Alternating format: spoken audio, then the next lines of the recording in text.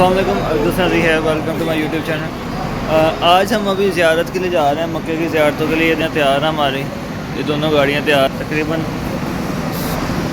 70-80 बंदे हम काफ़िले में जा रहे हैं ज़ियारतों के लिए। तो इंशाल्लाह वहाँ जाकर फिर आपको दिखाते हैं मक्के की ज़ियारतें। और जहाँ पर इंशाल्लाह हमारी गाड़ी स्टे करेगी, गाड़ी का नंबर आपने याद रखना है। सब ने मुझे देख लिया है इंशाल्लाह।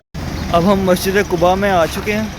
यहाँ के मुतल्लक फरमान है कि यहाँ पे एक नवाफिल अदा करने का मकबूल हज का सवाब अदा होता है। आप देख सकते हैं मस्जिद कुबा में हम आ चुके हैं।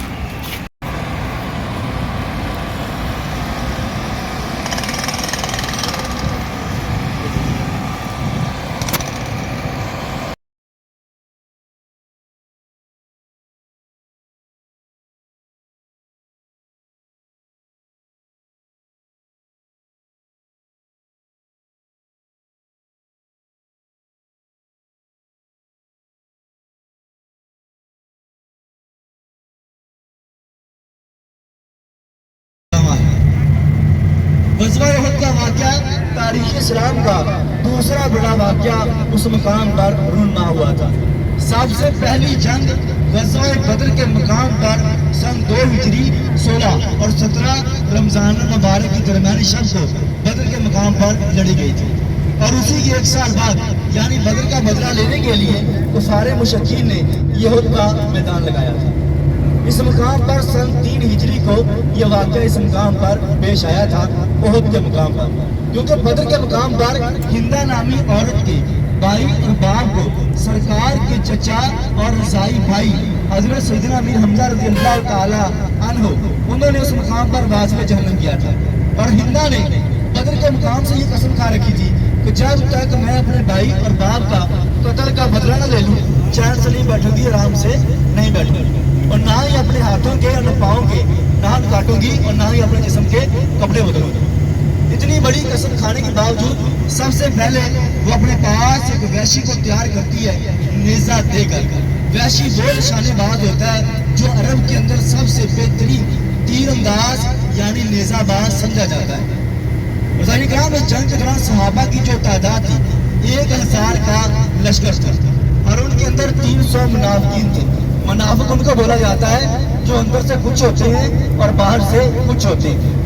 300 का मुनाफिकीन का लश्कर जब सरकार ने मदीने के अंदर सब सहाबा को आपस में जमा किया और इकट्ठा किया और मशवरा तलब किया कि जंग को किस मुकाम पर ठहर कर लड़ा जाए, और तमाम सहाबा ने यह इत्तेफाक हुआ कि ये जंग जो है या रसूलल्लाह उहद पहाड़ के दामन में रह कर लड़ी जाए। ग़ाज़ियान जब इस मुकाम पर मुनाफिकों से पूछा जाता है ये जंग किस मुकाम पर ठहर कर लड़ी जाए, और मुनाफिक थे वो ये जवाब देते हैं कि या रसूलल्लाह ये जो जंग है ये जंग जो है मदीने की गलियों में रह कर लड़ी जाए। अल्लाह के नबी जानते थे अगर वो जंग उहद के दामन में ना होती, मदीने की गलियों में होती, उस मुकाम पर औरतों और बच्चों का जानी नुकसान होना था। जब सरकारी द्वारा नूरे मुजस्सम नबी आखिरुल ज़मा सलातो सलाम 1000 का लश्कर लेकर जब मदीने से रवाना हुए उहद पहाड़ की तरफ, तो रास्ते से ही 300 मुनाफिकीन अब्दुल्ला बिन उबई के कहने पर रास्ते से अलग इख्तियार कर गए।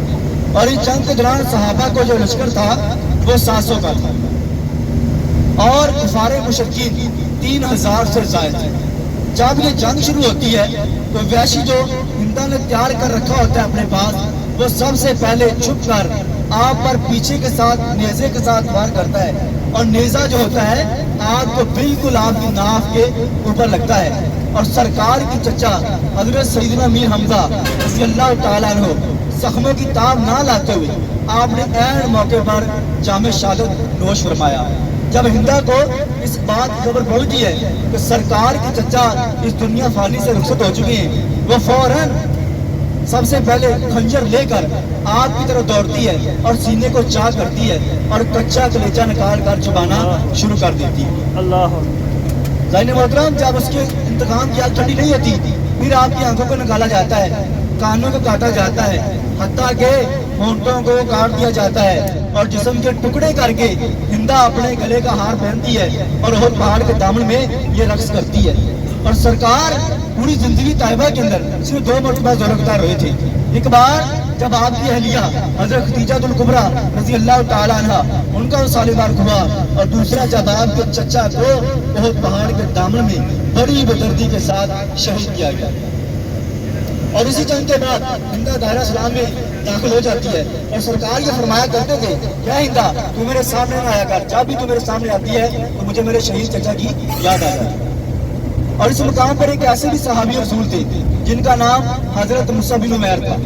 حضرت مصعب بن عمیر رضی اللہ تعالیٰ عنہ وہ صحابی رسول تھے جن کا چہرہ سرکار کے چہرہ انور سے بالکل ملتا جلتا تھا۔ سبحان اللہ۔ زائن کرام، جب آپ دائرہ اسلام میں داخل نہیں ہوئے تھے اس قسم کا لباس پہنتے تھے، جس لباس کو ایک مرتبہ پہن لیتے تھے اس کو دوبارہ کبھی بھی زبطن نہیں کرتے تھے، اور اس طرح کی خوشبو آپ لگاتے تھے۔ جب آپ مکہ یا مدینہ طیبہ کی گلیوں میں چلتے لوگ جان جاتے، لوگ سمجھ جاتے یہاں سے ضرور مصعب بن عمیر کا گزر ہوا ہوگا۔ جب آپ دائرہ اسلام میں داخل ہوتے ہیں تو آپ کے والدین، آپ کے خاندان والے آپ کو گھر سے بے دخل کر کے نکال دیتے ہیں۔ جو اس وقت آپ نے قیمتی لباس سے بدل کر رکھا ہوتا ہے اس کو اتار کر اپنے جسم کو ایک کپڑے کے ساتھ بوری کے ساتھ لپیٹ کر رائے حق کے لیے نکلتے ہیں۔ اور جب آپ اس مقام پر شہید ہوتے ہیں اور یہ احد پہاڑ جو ہے آپ کی الٹے ہاتھ کی جانب، ہماری گناہگار آنکھیں جس پہاڑ کی زیارت کر رہی ہیں یہ وہ احد پہاڑ ہے جس کا ہم تذکرہ بچپن سے لے کر اب تک علماء کرام سے کتابوں کے اندر سنتے آ رہے ہیں۔ یہ وہ احد پہاڑ ہے آپ کے الٹے ہاتھ کی جانب۔ اور احد پہاڑ کی میں آپ کو شان بتاتا چلوں، جب سرکار کو یہ کفار مشرکین تلاش کر رہے تھے یہی وہ احد پہاڑ تھا جو شک ہو گیا یعنی پھٹ گیا۔ اسی پہاڑ نے سرکار کو آرام کرنے کے لیے جگہ عطا فرمائی، اور اسی پہاڑ کے متعلق سرکار کا یہ فرمانے والی شان ہے کہ احد کا پہاڑ ہم سے محبت کرتا ہے اور ہم احد کے پہاڑ سے محبت کرتے ہیں۔ اب ہم دوسرا جو ہمارا پوائنٹ ہے وہ غزوہ احد کا پہاڑ ہیں۔ ابھی راستے میں بھی آپ کو ساری ڈیٹیل بتائی ہے۔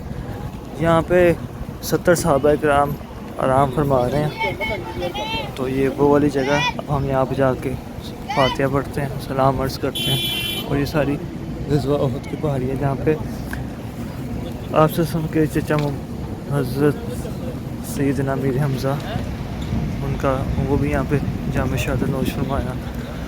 آپ سے سن کے 2 دندان مبارک بھی یہاں پہ شہید ہوئے، اور یہ وہ جگہ ہے جہاں پہ اسلام کی جنگ لڑی گئی۔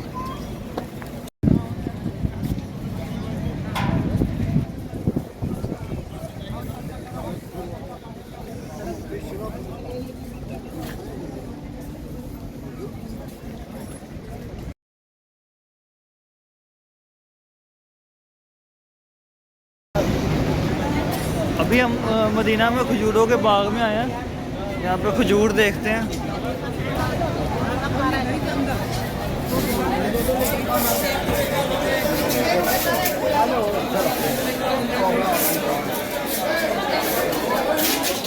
بڑی اچھی خوشبو آ رہی ہے یہاں پہ کھجوروں کی۔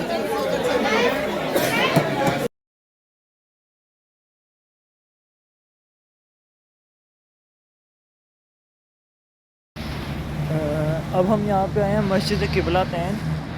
پہلے ہم جیسے کہ احد میں، پھر کھجوروں کے باغ میں ہم گئے، اب یہ ہے مسجد قبلہ تین۔